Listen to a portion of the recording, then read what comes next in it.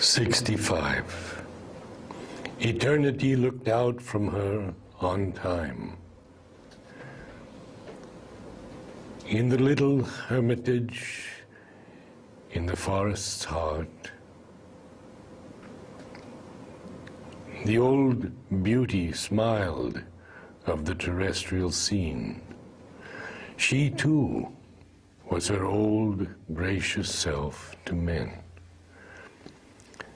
The ancient mother clutched her child to her breast, pressing her close in her environing arms, as if death were not there, nor end, nor change. Accustomed only to read outward signs, none saw aught new in her. None divined her state. They saw a person where was only God's vast, a still being or a mighty nothingness. To all, she was the same perfect Savitri, a greatness and a sweetness and a light poured out from her upon her little world. Life showed to all the same familiar face. Her acts followed the old unaltered round. She spoke the words that she was wont to speak, and did the things that she had always done. Her eyes looked out on earth's unchanging face. Around her soul's muteness, all moved as of old. A vacant consciousness watched from within, empty of all but bare reality. Perhaps she bore, made conscious in her breast, the miraculous nihil, origin of our souls, and source and sum of the vast world's events.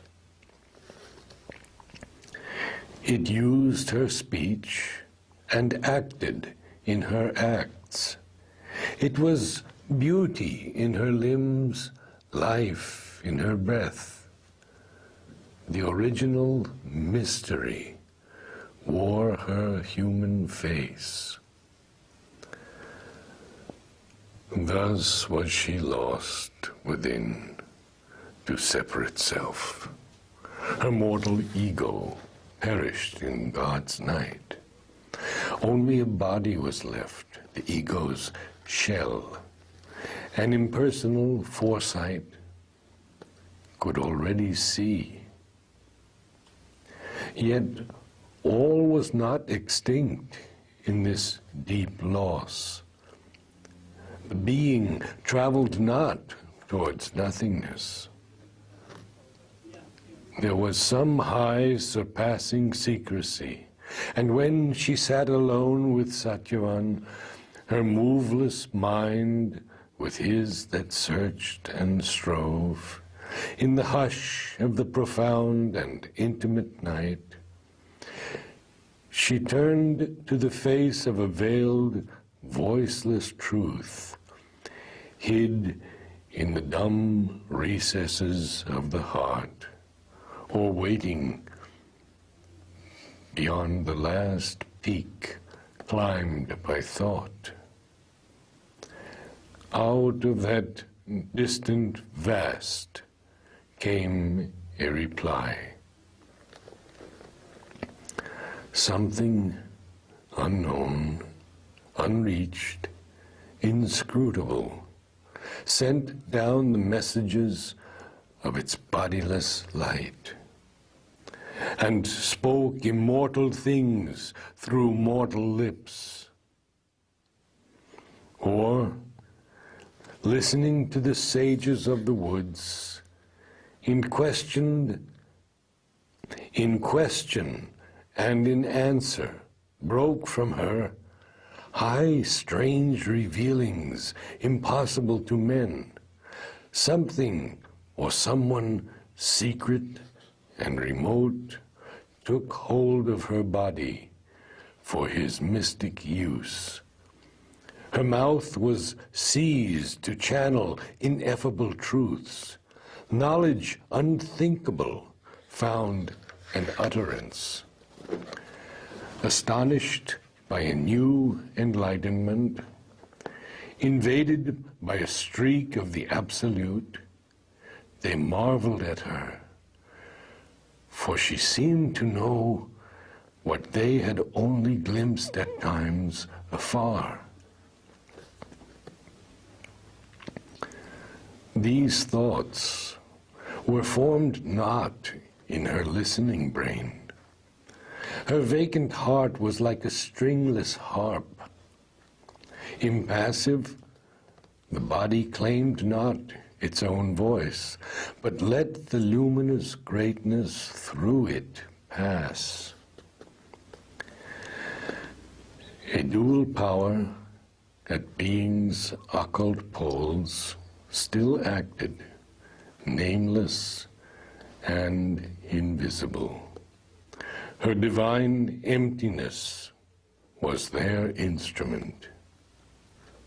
Inconscient nature dealt with the world it had made, and using still the body's instruments, slipped through the conscious void she had become. The superconscient mystery through that void missioned its word to touch the thoughts of men. As yet, this great impersonal speech was rare. But now, the unmoving, wide spiritual space in which her mind survived, tranquil and bare, admitted a traveler from the cosmic breadths. A thought came through, draped as an outer voice.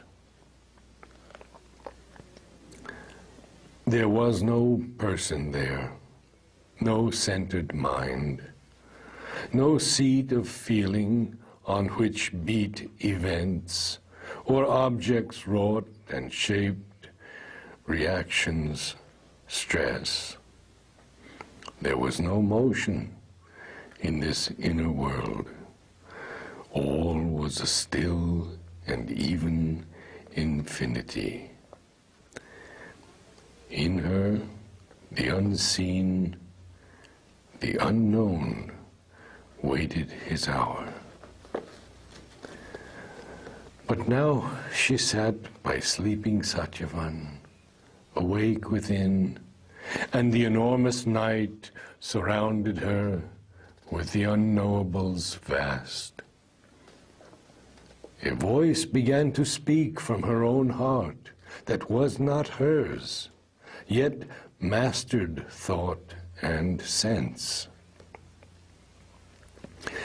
As it spoke, all changed within her and without. All was, all lived. She felt all being one. The world of unreality ceased to be. It was all love and the one beloved's arms. It was sight and thought in one all-seeing mind. It was joy of being on the peaks of God. She passed beyond time into eternity, slipped out of space and became the infinite. Her being rose into unreachable heights and found no end of its journey in the self. It plunged into the unfathomable deeps and found no end to the silent mystery. that held all world within one lonely breast, yet harbored all creation's multitudes. She was all vastness and one measureless point. She was a height beyond heights, a depth beyond depths. She lived in the everlasting and was all that harbors death and bears the wheeling hours.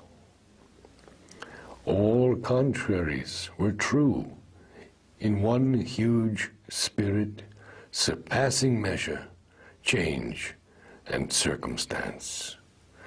An individual, one with cosmic self, in the heart of the transcendence miracle and the secret of world personality, was the Creator and the Lord of all. Her spirit saw the world as living God.